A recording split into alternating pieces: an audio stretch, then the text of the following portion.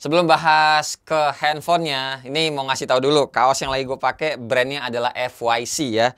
Soalnya suka ada aja yang nanya ke gue gitu di kolom komentar kalau gue lagi syuting pakai kaosnya apa bang. Jadi teman-teman langsung aja cek Instagramnya, nanti gue taruh di bawah. Belinya langsung aja lewat Instagramnya, baca-baca tuh di bio-nya ada lapak-lapaknya, pokoknya gitulah. Oke, sekarang lanjut bahas handphonenya ya guys.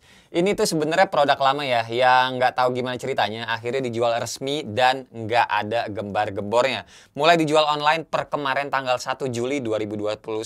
Tapi walaupun ini baru masuk ke Indo sekarang, gue bisa bilang ini adalah handphone Samsung paling worth it di harganya untuk saat ini. Buat teman-teman yang lagi pengen upgrade atau ganti handphone lamanya ke Samsung yang nggak nyampe harga belasan juta.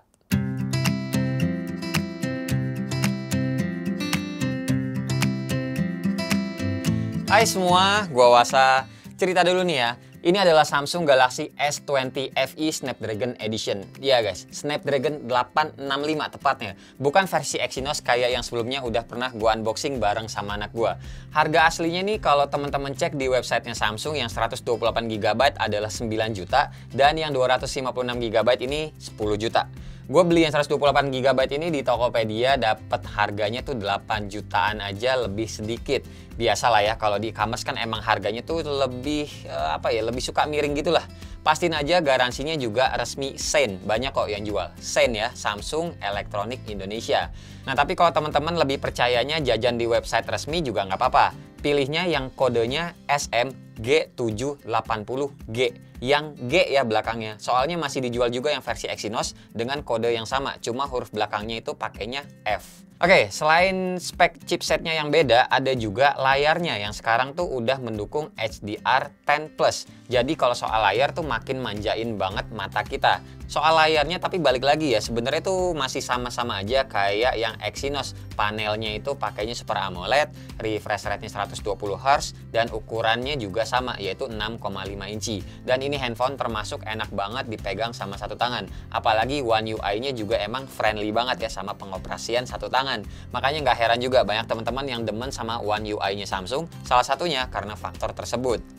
Nah, pokoknya selain dua hal yang tadi gue sebutin, prosesor sama layar, sisanya tuh sama persis. Jadi gue langsung aja ngebahas ke performanya.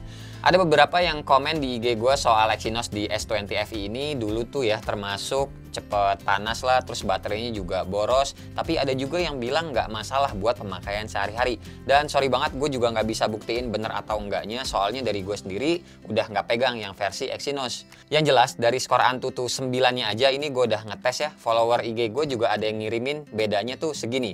Yang Exynos 554 ribuan dan yang Snapdragon yang gue pegang ini 638 ribuan. Beda 84 ribu, ya ini termasuk lumayan jauh sih kenanya. Dan emang bener sih, kalau boleh jujur ya, gue tuh sebenarnya lebih prefer Snapdragon 865 ataupun 870 untuk saat ini ketimbang yang Snapdragon 888 yang gampang panas di handphone flagship manapun. Gue ngetes main Genshin Impact aja tuh hampir sejaman ya, panasnya cuma anget-anget kuku aja. Dengan grafik default yang gue taruh dengan gue tambahin FPS-nya 60. Panas sih ya tetap panas gitu, anget ya, cuma nggak sepanas di 888 dengan durasi yang sama. Main game yang lain udah pasti aman-aman juga kenanya. Pokoknya panasnya ini nggak kayak 888 lah. Hal ini juga kebantu sama material belakangnya yang masih pakai polikarbonat atau plastik lah ya gampangnya. Yang mungkin hal ini tuh dinilai sebuah minus buat sebagian haters yang bukan target marketnya. Padahal kalau dilihat-lihat lagi, mana ada sih sampai sekarang ya pabrikan handphone yang ngasih material plastik tapi finishingnya secakep ini. By the way, dari gue pribadi, gue rekomen kalau teman-teman beli S20 FE yang Snapdragon tuh warna merah ini sih. Soalnya nih warna merahnya menurut gue ya, finishing candy tone-nya plus metallic doff begini tuh cakep banget sih. Apalagi kalau kena sinar matahari tuh bling-bling mewah banget gitu kelihatannya, ya kan? Serasa sayang aja sih sebenarnya kalau pakai casing, apalagi ini handphone emang nggak dapet casing dari bawaannya. Tapi kalau soal anti gores dapet. Terus juga lanjut lagi kalau ngomongin soal desainnya nih ya, warna merahnya lihat deh kalau ditaruh telentang begini, merahnya tuh kelihatan bagus ya di pinggir-pinggir ya, ketimbang handphone lain yang biasanya tuh kelihatan hitam aja rata semuanya. Si S20 FE ini tuh kelihatan beda sendiri. Oke, lanjut lagi ngebahas soal baterainya. Dari gue pribadi merasa handphone ini tuh lebih irit. Baterainya kan cuma 4500. Terus juga gue ngetesnya tuh pakai PC Mark dengan 120 Hz refresh rate-nya, dapat 8 jam lebih banyak nih. Malah kayaknya kalau teman-teman pakai di 60 Hz aja refresh rate-nya ini tuh bisa nyampe 9 jam. Terus buat ngecasnya, nah ini kurang asik sedikit sih kalau menurut gue ya. Dari handphonenya tuh sebenarnya sanggup 25 watt, tapi charger yang dikasih itu cuma 15 watt aja. Gue udah ngetes pakai charger bawaannya yang 15 watt ini, ngecasnya dari 5% sampai full, makan waktu sejam 36 menit. Sedangkan pakai charger yang 25 watt, gue ngecasnya dari 4% sampai full, makan waktu sejam 7 menit. Lumayan kan ya, ngirit 30 menit dalam hal ngecasnya tuh ya berasa lah. Nah yang 25 watt tadi gue ngecasnya pakai charger bawaan Note 20 Ultra. Nah kalau teman-teman nggak punya, bisa pakai chargeran yang lain dengan wattnya itu lebih gede aja. Kayak nih misalkan yang chargeran gue punya GAN 65 watt juga bisa. Pakainya yang port PD-nya ya, pokoknya yang kabelnya tuh pakai C2C. Pastiin aja ada lingkaran warna biru gini keluar di handphonenya, yaitu super fast charging. Udah lah, jadi intinya dari sisi performa enak ya, tinggal dipakai aja ini pokoknya si S20 FE Snapdragon. Kita lanjut bahas ke kameranya. Semua setup kameranya itu dikasih yang sama persis juga. Kamera depan 32 megapiksel, kamera belakangnya 12 megapiksel lensa utama, 12 megapiksel ultra wide sama 8 megapiksel telefoto 3 kali optical zoom yang bisa teman-teman paksain sampai 30 kali zoom yang digital. Terus buat perekaman videonya juga sama-sama aja. Lensa utamanya bisa nyampe 4K 60 fps, yang ultra wide-nya cuma bisa sampai 1080p 30 fps, dan lensa depannya juga bisa sampai 4K 60 fps. Ada juga fitur super steady-nya, cuma buat kamera belakangnya aja tapi ya. Dan otomatis ini tuh mentok di resolusi 1080p 30 fps aja. Buat hasil contoh sama videonya aman banget lah guys, kayak biasa udah ya Samsung ya.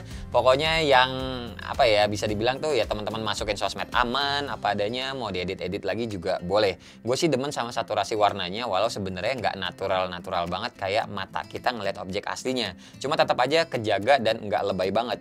HDR-nya juga bagus dan videonya juga stabil depan belakang.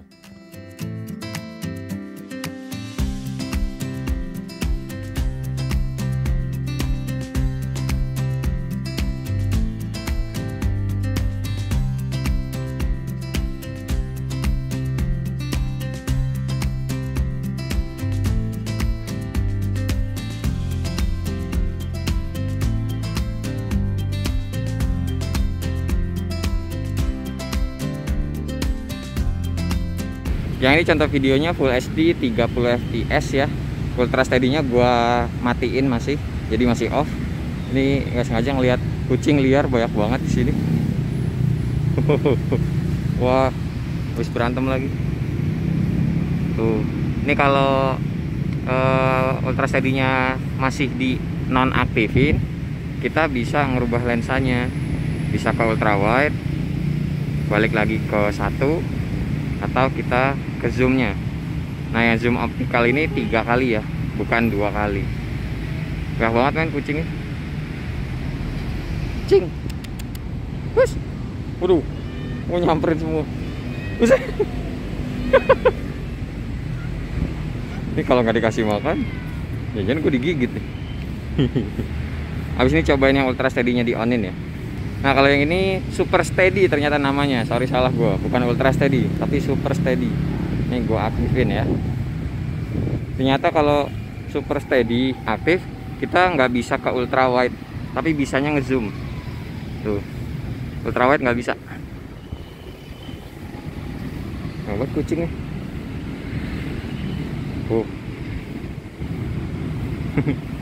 Ini paling gede sendiri nih, jangan-jangan dia bosnya. Bos, bos.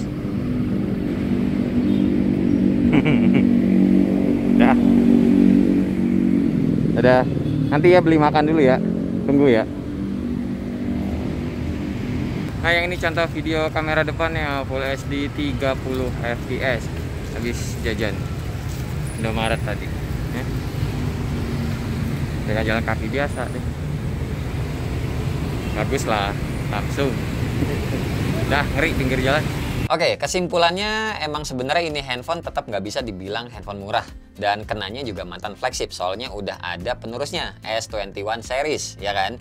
Tapi balik lagi, buat teman-teman yang budgetnya cuma mentok di 10 juta atau kurang sedikit ya, ini handphone sih gue rekomendasiin. Selain garansi resmi yang bisa dibilang tenang ya, fitur-fitur flagship juga ada banget di sini. Jadi walaupun back cover plastik, dia tetap aja ada IP68 water resistant, wireless charging juga bisa, NFC ada, dual speaker pula, dan segala fitur flagship deh pokoknya ada di sini, termasuk nggak ada jack audio.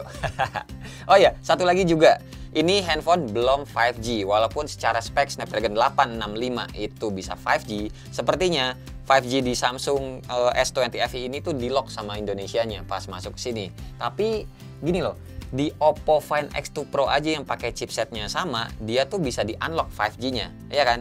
Nah, berharap aja nanti di handphone ini sama Samsung 5G-nya di unlock gitu. Jadi sementara intinya ya balik lagi, dia nggak bisa 5G, mentok di 4G aja untuk saat ini. Oke guys, terus juga slot SIM cardnya ini hybrid ya, jadi cuma bisa nampung 2 nano SIM card atau 1 nano SIM plus 1 micro SD. Pastiin aja beli yang sesuai kebutuhan teman-teman storage-nya, 128 atau 256 GB.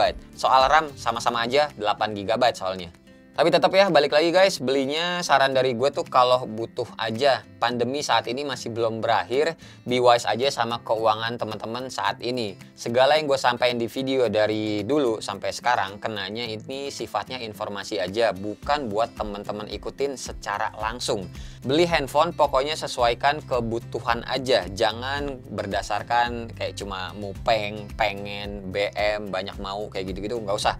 Kalau handphone yang sekarang masih bisa dipakai, ya udah pakai aja dulu sampai bener-bener rusak dan mau nggak mau diganti, baru deh beli yang baru. Gitu ya saran dari gua. Pandemi belum berakhir, stay safe semuanya, sehat-sehat semuanya. Terima kasih banget pokoknya buat teman-teman yang udah nonton dari awal sampai akhir, dan seperti biasa nggak usah di like, nggak usah di share, dan nggak usah juga di subscribe channel ini kalau tidak bermanfaat. Tapi kalau bermanfaat ya silakan share juga dong ya ke teman-teman, siapa tahu nambah pahala. Sampai ketemu di video selanjutnya. Bye bye. Cheers.